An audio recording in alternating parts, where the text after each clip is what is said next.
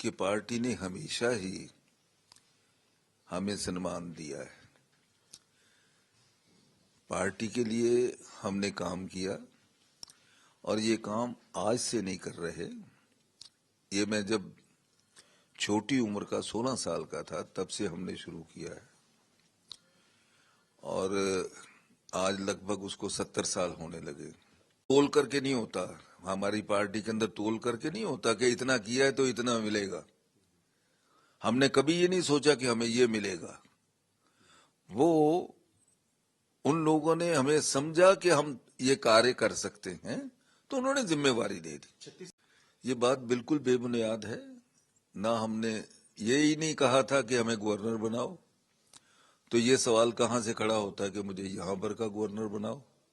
ये सवाल ही नहीं खड़ा होता। मैंने कभी पार्टी के साथ ये नहीं कहा कि मुझे ये बनाओ। पार्टी ने अगर किसी भी जिम्मेवारी के योग्य समझा है तो उन्होंने बनाया है। ना मैंने कभी मांगा है, ना मैंने कभी कहा है। और जो ड्यूटी लगाई, अगर कोई किसी वक्त नहीं भी मिला तब भी जो ड्यूटी लगाई, मैंने हमेशा वो ड्यूटी जो है वो अपनी निभाने की कोशिश की। अब 2009 के अंदर भी मुझे ये सारा चुनाव प्रचार देखने की, वो प्रमुख की तौर पर कमेटी का प्रमुख बना करके 2009 का लोकसभा चुनाव भी मैंने ये 13 की 13 लोकसभा सीटों के लिए काम करता रहा। इस बार भी 2014 के अंदर भी मुझे फिर से उन्होंने चुनाव प्रबंधक कमेटी का चेयरमैन बनाया, तो मैं काम करता रहा, देखता रहा। नहीं, जहां तक इस बात का ताल्लुक है, कुछ लोग तो निश्चित तौर पर आरएसएस से हैं, मैं भी उनमें से एक हूं। लेकिन ये समझना कि सिर्फ आरएसएस से आए हुए लोग जो हैं उन्हीं की इस पार्टी के अंदर जो है वो पहुंच है, या उन्हीं का ज्यादा उनकी सुनवाई होती है, या उन्हीं को ज्यादा जिम्मेवारी के ओहदों पर बैठाया जाता है, ये बिल्कुल गलत और बेबुनियाद है। जो लोग बाहर से भी आकर के जो पार्टी का काम करते हैं, पार्टी के लिए समय देते हैं, अपनी मेहनत करते हैं, प्रयास करते हैं और उसके लिए अपना खून पसीना बहाते हैं, उन लोगों को भी पार्टी जो है वो सही ढंग से, जहां पर उनको एडजस्ट करना चाहिए, उनकी योग्यता और उनके काम को देखकर पार्टी उनको स्थान देती। व्यापार में थे। जब से मैंने होश संभाली, वो बड़े धार्मिक प्रवृत्ति के भी थी। अपने व्यापार से जो समय मिलता था वो धार्मिक कार्यों में समय लगाते थे और इस बैकग्राउंड के अंदर अपनी परवरिश हुई। उस वक्त जो पंजाब था, वो जो आज आधे से ज्यादा जितना इधर आया है, उससे बहुत बड़ा हिस्सा जब पार्टीशन हुई 47 में, उससे बहुत बड़ा हिस्सा उस तरफ रह गया। ये दोनों जो बड़े शहर थे, जो इकट्ठे पंजाब के बड़े शहर थे, एक लाहौर और एक Amritsar. Lahore was considered to be an official city. किसी को भी काम पढ़ना है सारे पंजाब में से, और यूनिवर्सिटी तो पंजाब के बाहर तक जाती थी, क्योंकि बहुत कम यूनिवर्सिटियां उस वक्त देश में थी। उस वक्त मैट्रिक का इम्तिहान भी यूनिवर्सिटी लेती थी। हमारे घर में इस स्थिति तक पढ़े नहीं थे कोई भी। ये कॉलेज में जाने का मैं सबसे पहला था। परिवर्तन हुआ तो मैं दौर का एक चित्र में आई वाज एग्जैक्टली 20 जी, एग्जैक्टली 20। आपने ठीक कहा। और उसी साल मैंने 47 में आई कंप्लीटेड माई ग्रेजुएशन। उसके बाद तो सारा उथल पुथल हो गया और ये वो का दौर बड़ा भयंकर था। जो लोग तो भुक्तभोगी थे वो तो कहते थे कि आजादी कैसी आई, हमारी बर्बादी आ गई। अब जिन लोगों को उजड़ करके अपना सब कुछ घर बार छोड़ के आ गए, 3 कपड़ों के अंदर 1 घंटे के नोटिस के अंदर निकल करके सड़क पर पहुंचना, इस किस्म का उन लोगों को नोटिस मिला, तो वो लोग क्या कहेंगे कि आजादी थोड़े कहेंगे, वो तो बर्बादी कहेंगे। तो पंजाब के अंदर किसी ने आजादी की खुशी नहीं मनाई। असल में बात यह है कि उस वक़्त के जो हालात थे, उसमें खास करके पंजाब के, क्योंकि पंजाब में बहुत ज्यादा आपस में खींचातान थे, उसके कारण आरएसएस की तरफ लोग बहुत हिंदू बहुत बड़ी तादाद में अट्रैक्ट हुए। तो पंजाब के अंदर हार्डली कोई ऐसा होगा व्यक्ति जो आरएसएस या संघ के साथ जिसका संबंध ना आया हो। इतना उसकी व्यापकता बनी उन दिनों के अंदर। तो मैं तो 43 से इनके साथ जुड़ा। जब से मैंने मैट्रिक पास की तो मैं 43 से जुड़ गया था। तक इस बात का सवाल है, वो मैं एक छोटे जवाब से ही इसको कहना चाहता हूं। आरएसएस के अंदर रहते हुए हमने कभी कल्पना राजनीति की ही नहीं, क्योंकि बेसिकली आरएसएस राजनीतिक संस्था नहीं थी और उन्होंने कभी कल्पना भी नहीं की अगर पाबंदी ना लगती आरएसएस के ऊपर नाजायज, तो शायद हम राजनीतिक ये चैप्टर भी ना खोलते, जनसंघ बनता ना बीजेपी बनता।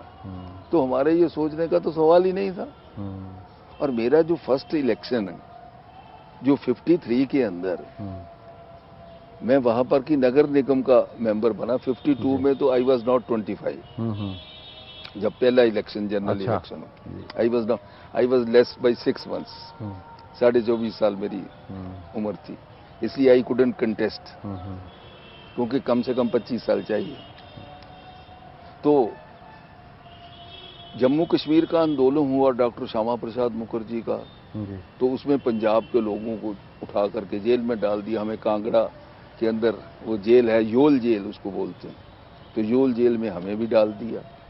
तो तब अंदर से बहुत जोर दिया कि जी ये राजनीतिक लोग ये अपने बातें तक दें, हम कोई एक नेशनल काम कर रहे हैं, ये काम नहीं करने देंगे। तो इसलिए हमारा भी एक राजनीतिक चैप्टर चाहिए। तो इसीलिए 52 से पहले 51 के अंदर ये जनसंघ शुरू हुआ, उसके फर्स्ट मेंबर हम बने। तो वहां पर फिर 53 के अंदर जेल में होते हुए मैं चुना गया, काउंसलर चुना गया। और मैं 14 साल 53 में पब्लिक लाइफ में एक तरह से आ गया मैं। आज उसको भी 62 साल हो गए, 62 जी। मेरा first step in the political arena was 62 years ago. Balramji Das Tandon सफल राजनेता होने के साथ साथ सामाजिक और सार्वजनिक गतिविधियों में हमेशा सक्रिय रहे हैं। पंजाब में उद्योग, स्वास्थ्य, श्रम एवं रोजगार विभाग का मंत्री रहते हुए उन्होंने इन जिम्मेदारियों को सफलतापूर्वक निभाया। वो 1979 से 1980 तक पंजाब विधानसभा में विपक्ष के नेता रहे। अनेक अंतर्राष्ट्रीय सम्मेलनों में बलरामजी दास टंडन भारत का प्रतिनिधित्व कर चुके हैं। 60 साल से ज्यादा का राजनीतिक अनुभव रखने वाले बलरामजी दास टंडन का मानना है कि वक्त के साथ साथ जीवन के हर क्षेत्र में नैतिक मूल्यों में गिरावट आई है और इस पर समाज और देश को गंभीरता से ध्यान देना चाहिए। उस वक्त की राजनीति और आज की राजनीति के अंदर बहुत बड़ा अंतर आया है। राजनीति ऐसी थी, आप इसी से समझ लें कि पार्टीशन से पहले भी पंजाब जो सारा बड़ा पंजाब था जी, उसके अंदर मिनिस्टर कितने, 8-9, जो दिल्ली तक था। हरियाणा भी उसमें शामिल था, हिमाचल भी उसमें शामिल था, उसी पंजाब में था ना, हरियाणा भी तो उसी पंजाब में था। उस वक्त उन्होंने कोई योग्यता का आधार रखा होता था, या ये इतना सीनियर व्यक्ति है ये बनेगा। उस वक्त लोग खुद कहते मैं मंत्री का नाम कैसे लूं जी अपने लिए, मैं तो इतने तक पढ़ा हूं। उस वक्त ये समझते थे कि पढ़ा लिखा व्यक्ति चाहिए, कम से कम कुछ बेसिक नॉलेज तो हो, ताकि उसने फाइलों से डील करना है। तो इसलिए मुश्किल से लोग 7, 8, 9 व्यक्तियों की एक टीम बनती थी। हालांकि नंबर के ऊपर उस वक्त प्रतिबंध नहीं था, अब तो प्रतिबंध है। कहता हूं आज एजुकेशन देखो, आज मेडिकल देखो, केवल इतना ही नहीं, सर्विसेज के अंदर देखो, एक मॉरल डेग्रेडेशन हमारी जिंदगी के हर पहलू में आई, जिससे राजनीति भी अछूती नहीं रही। इसलिए राजनीति का स्तर भी बहुत नीचे गया है, ये मुझे देखने का मौका मिला, बताता हूं। आज की सोच और उस वक्त की सोच का। हमारी ये इच्छा होती थी कि जितना लंबा हो सकता है असेंबली का सेशन हो और हर सब्जेक्ट के ऊपर अलग डिस्कशन हो। उसके लिए हम मांग करते थे, लिख करके स्पीकर को देते थे, तो उनको कोई ना कोई टाइम रखना पड़ता था और वो उसके लिए टाइम रखते थे और हम स्टडी करते थे उसके लिए। लाइब्रेरी में बैठ करके स्टडी करना, हम जो अखबार समाचार पत्र होने ऑफ सीजन या ऑफ असेंबली सेशन, हम उसमें से कटिंग इकट्ठे करते थे घर पर या जहां पर अपना एक ऑफिस है वहां पर इकट्ठे करते थे और उसमें से फिर स्टडी करके जिस सब्जेक्ट के बारे में बोलना है उस सब्जेक्ट के बारे में अपोजिशन का आउटलुक क्या है ये वहां पर बताने के लिए सारी बात होती।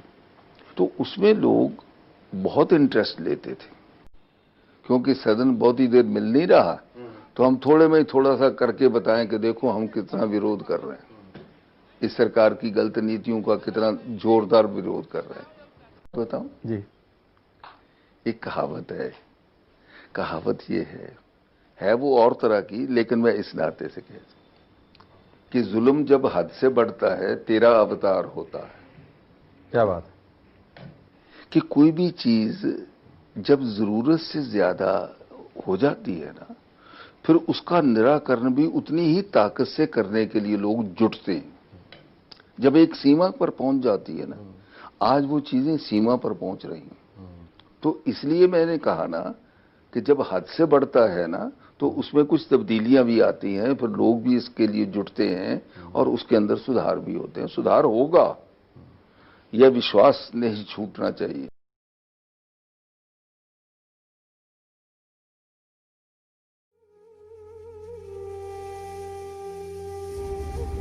हर एक ने चले जाना।